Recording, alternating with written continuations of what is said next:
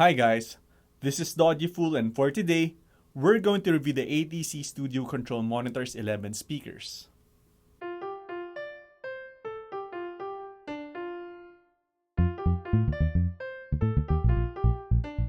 I compared the ATC SCM 11 with the Tekton impact monitors and the KEF LS50s, and what I like the most about the ATC is that fantastic mid-range. The pianos are just amazing with an abundance of overtones, and they're totally engaging. You can feel every emotion, every subtlety the artist wants you to feel. Highs are clean and clear, instruments are cleanly separated when placed with a good deal of depth. They're easy to position, and they look quite decent, clean and proper. What I don't like about the ATC is that piano notes are amazing, except for that last octave. The second to the last octave is okay, acceptable, but you start to miss some of those lower overtones already. Of course, I'm speaking relatively because the upper region is just simply fantastic, and I guess I'm just expecting the same level of detail for the lower notes.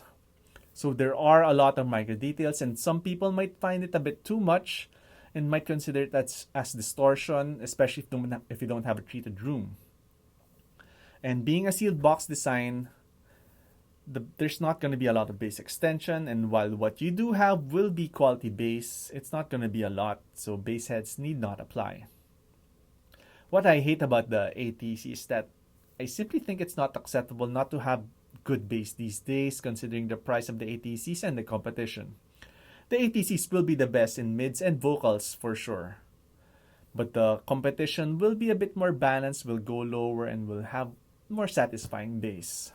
Sure, you can add a sub to add a little bit of heft to the ATCs, but I'll tell you now that there's no sub which can match the sound quality of the ATCs, at least not the overtones I'm looking for.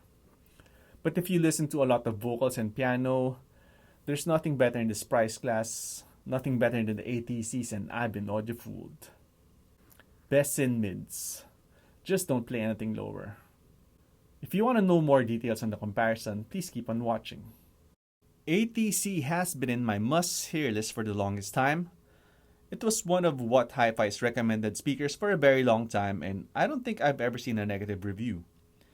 ATC is used by a lot of studios and artists, including Pink Floyd, Coldplay, and The Killers.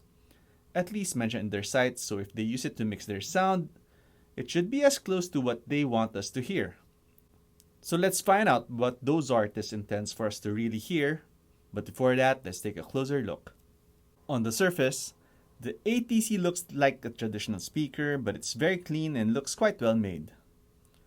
1-inch soft dome up top, and it looks larger than 6-inch woofer with constrained layer damping, which is basically ATC's technology for two cones together that end up reducing distortion. Curve enclosure, which is quite uncommon, and no ports anywhere. This is a sealed box, so minimal sound coming out anywhere else at the expense of reducing speaker sensitivity. Separate binding posts. Mine is currently using silver-plated jumpers. First, we compare to the KEF LS50s using the Shit Aegir and Yggdrasil. And for my test tracks, it was 4 out of 5 in favor of the ATCs. In general, the ATC is better than the LS50s, but with plastic hamburgers, it was a bit more difficult as there was actually more bass volume in the KEF LS50s, and I felt the song rocked a little bit harder. So for the rock and electronica genres, you might want to give it a listen, as I gave it to the LS50s because I felt that a little bit more bass volume is usually more impactful, but the quality of the instruments are definitely way better in the ATCs.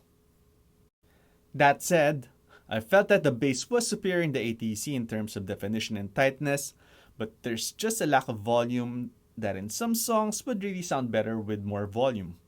And in that, the LS50s has more, especially in the upper bass. But you really have to hear the piano notes of the ATC, as this is crazy detailed. Microdynamics abound, and you can feel the emotion of the crescendo and decrescendo of the pieces. You have more description of how hard or soft a note is struck or plucked, and there's no need to turn up the volume as this is already quite apparent in lower volumes. Vocals are also similarly detailed, and dare I say, I actually like the vocals better in the ATC. The LS50s are still more forward and more solid, but the ATCs deliver a more detailed sound that's also airier, more delineated, and better placed in the soundstage. Highs are also slightly more refined and isn't as shrill and yet has more definition. Soundstage is also superior, having much more depth and separation. Vocals are forward and yet instruments are never far behind nor de-emphasized and really puts you inside the performance.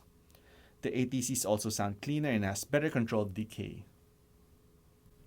It does feel weird that the smaller KEF LS50s produce louder bass than the ATCs, but I guess that's a trade-off with the sealed box design, and in its place, you do get better sound quality overall.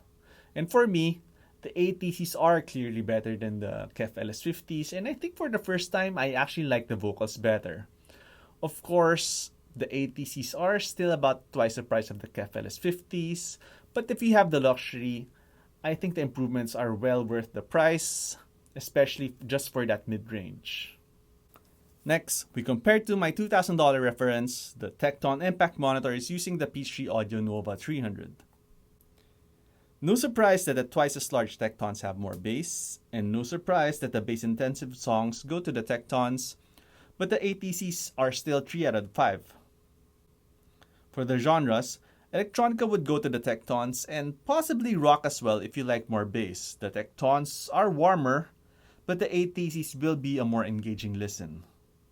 In terms of bass, the Tektons are really superior and they could do the 3 bass notes of Trials of the Past perfectly, while the ATC could barely do the first. The upper overtones are there though, so there's that illusion that it's making the note. And the upper octaves are quite well done, but there's really no way around it and you have to accept that, well, there's just no bass. For mid-range, in the upper octaves, the ATC will be better, but going lower it starts to lose thickness and overtones, and the Tektons start to shine. So maybe I'll call it a tie, but if push comes to shove, my money's with the Brits. Vocals though are better in the ATCs, being airier, more focused and crisper. Highs have more bite, feel sharper in the ATC. It's not all bad with the Tektons, but the ATCs will remind you often of what you're missing. Soundstage is bigger in the Tektons, and while the ATCs do have a bit more depth, it's a smaller, more intimate performance. Clarity is more the expertise of the ATCs, being blacker and more controlled. When I did the Tekton Impact Monitor review, I said that you should hear the piano notes of the Tektons. And now I have to repeat that statement again and say, you have to hear the piano notes of the ATC. Unfortunately, both aren't the complete package. The upper octaves are better rendered in the ATCs, while the last two are better done in the Tektons. I still feel that the Tektons offer a little bit more value, considering that while it's not as great up on top, you do get better bass, one that can reach down to at least 41 Hz. If you do listen more to piano and vocals, then the ATCs are still a great buy, as long as you understand that there's just no weight down below. Thank you for watching, and I hope you enjoyed this video. If you have any comments or suggestions, just write down below. See you in the next video.